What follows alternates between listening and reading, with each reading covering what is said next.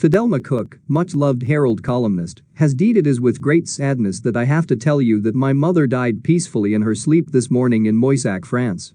She always wrote from the heart and with deep conviction. You all meant a lot to her. Thank you.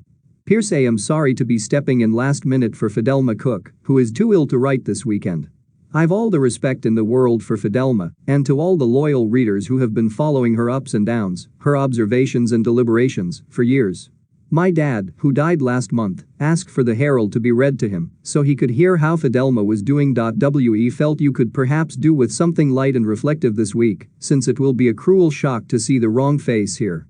So I'm writing about spring, that most joyful of seasons. You may think that spring began at 9:37 a.m. on March 20th, or at the strike of midnight on March 1st, or at the onset of the snow moon on February 27th. I recall a particularly heated Trivial Pursuit dispute that very nearly escalated into full-blown fisticuffs over this issue. Seasons show up and stick their head round the door, then the previous season pops back to pick up its keys and hang around for a drink.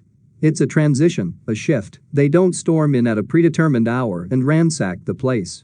They evolve from the previous into the next, a continuum that is easier in this bit of the globe to divide into quadrant, but whenever we consider it here, spring is a time of new life, of hope, light, anticipation and longer days, a time of bulbs poking through the earth, pushing back winter until it has receded too far to return.